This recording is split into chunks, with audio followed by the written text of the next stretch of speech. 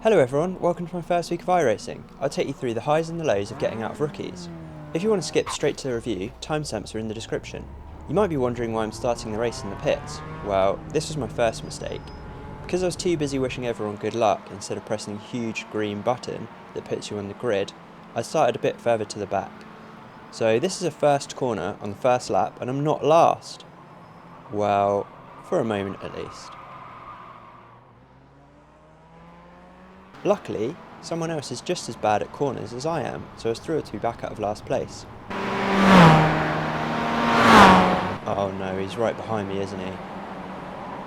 Luckily at this point we found ourselves another straggler to make this a real race. Well, now it was my chance to show off my extensive racecraft. Harnessing all of my skills to avoid any contact, I knew that safety rating was king to getting out of rookies. Being a little too cautious, I ended up ensuring a good 20 metres to the cars around me, just to make sure. Now you might be thinking, Michael, that was a very unsafe rejoin, but don't worry. The best thing about iRacing is you're matched up with your peers, and having such a finely tuned intuition, you know exactly where they'll be.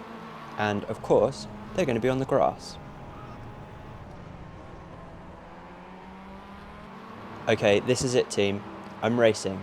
I'm actually doing it. We're going to make an overtake. Yes, I promise, it's coming. Oh no, this looks a bit cornery. I'm on the racing line. He isn't. I've made it through. This is video evidence of my first iRacing overtake. Against a worthy competitor, I have come out the victor and on I go as a battle-hardened veteran to take the spoils of 15th place, leaving a trail of destruction and broken dreams in my wake.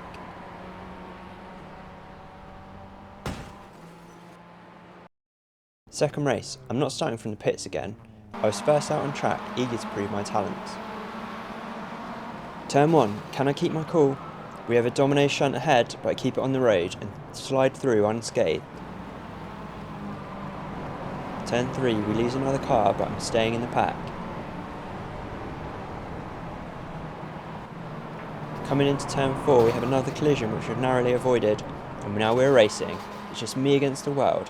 I might not be the fastest, I might not be the best, but can I hang on?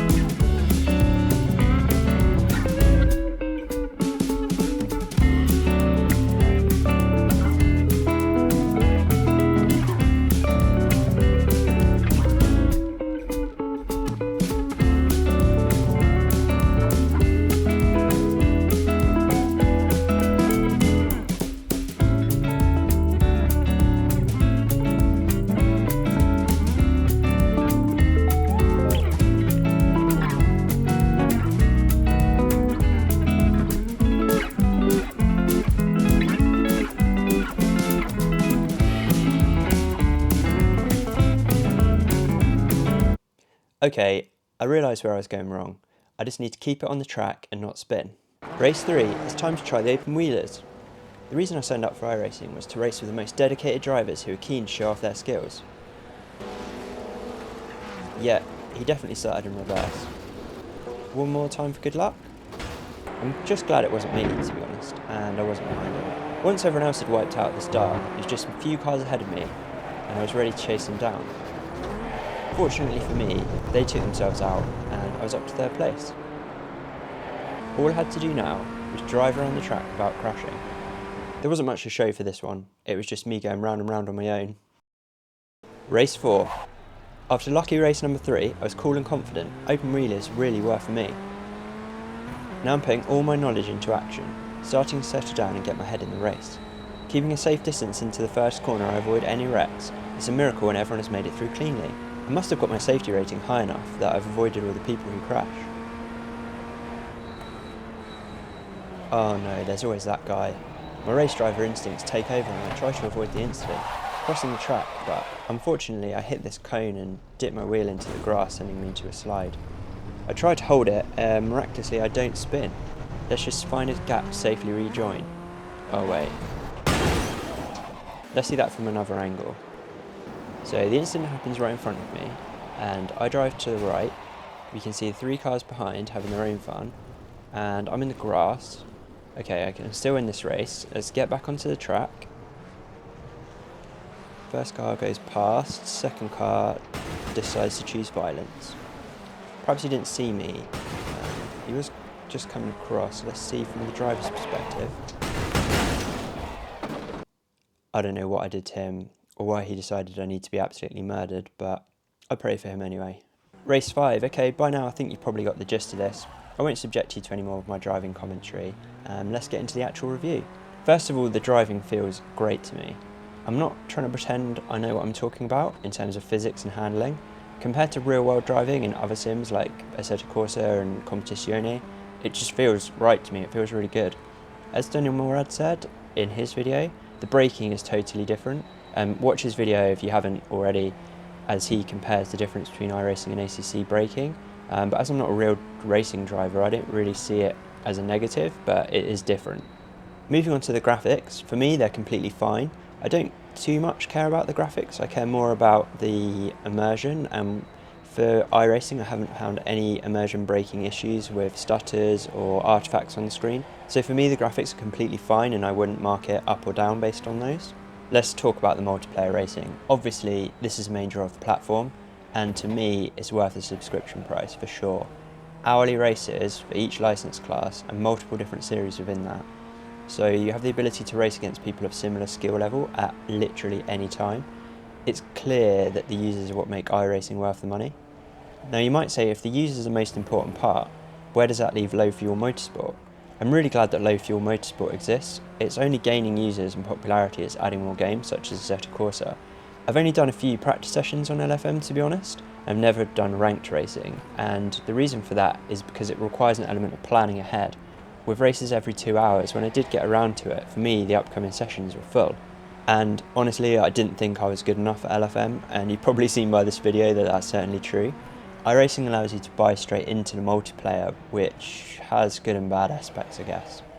For me, it helped me to get started. You might say it's first world problems to complain about only races every 2 hours, and I totally agree. Honestly, I think for most people, LFM is more than enough for online competition. The price, obviously being free, but even if you include the donation on Patreon, which is still less than an iRacing subscription, it's absolutely phenomenal service. Combined with the ability to drive so many different cars and tracks without additional payments is superb. I'm definitely going to start to run LFM alongside iRacing through this year to really decide before my next renewal at the end of October whether or not I should bother renewing my iRacing subscription when I have to pay more for it next year. So subscribe if you want to find out at the end of 2024. And this brings us to the main consideration with iRacing. They lure you in with the excellent multiplayer and the cheap Black Friday deals, and they flatter you into believing you're advanced enough to try other license classes. So you start with rookies, and then within a few races they tell you that, great, you're a good driver and you've got your D-class license. But there's always a catch. Most of the other series require you to buy something. So you can race in D-class without buying any tracks or cars, but most of the time you may need to buy one or the other or both. With a car or track being $12 or $15, initially you might not think it's a big deal, you just buy one here and there, but you can see how this would really add up. After a few of these purchases, they've really got you locked in, and this is what makes the service quite predatory. You can either stay trapped in blissful ignorance enjoying the competition and the excellent racing, or you might start to think about it a bit more deeply. You're now being used as the lure to get new people to join. At this point, you could argue it's somewhere between a multi-level marketing company and a sim racing cult. Have you ever heard of the monkey trap? The trap is designed where you put something desirable like a banana inside, and you put a hole that's big enough for the monkey to reach in and grab the banana, but not big enough for him to pull it out while holding the treat, so they stay sitting in the trap rather than give up the banana. This feels like the Black Friday discounts. They get you in the door and join the excellent racing, and you definitely don't want to give that up once you start. Then you've also got the sunk cost fallacy. Once you've bought a few of these cars and tracks and you've paid for a few years of subscription, you've already spent so much money, you might as well continue to participate. So your previous spending doesn't all go to waste. And finally, there's the exclusivity and group aspect, where you don't want to be cast out as the outsider, abandoning all your sweet iRacing that you've built up over the years. I took this quote from an article on Colts just to try to trigger some iRacing people. For members, happiness comes from good performance within the group, along with elitist thinking, believing they have the truth or best way of life. But strict obedience is required. They are manipulated by fear and guilt and may be stuck with no way out. In conclusion, I absolutely love the racing. It's impossible not to. If you've got the money, and I mean you don't mind spending a few $100s perhaps each year, just go right ahead and subscribe. It's absolutely fantastic place to race. You can use my affiliate link in the description if you want to support the multi-level marketing machine. If you're not dripping with money, you have to ask yourself an important question. Are you the sort of person who can restrain themselves from buying the upsell content? If you can be happy with the base content in the subscription, which is what I'm planning to do, I definitely think it's a service I'll continue to pay for. Just the ease of jumping into a race anytime is absolutely fantastic. I can't stress enough that if you're the type of person who has a tendency towards spending more than you should, which might be the reason you've watched this video all the way to the end, be careful, as iRacing is designed explicitly to get you to buy upsell content continually.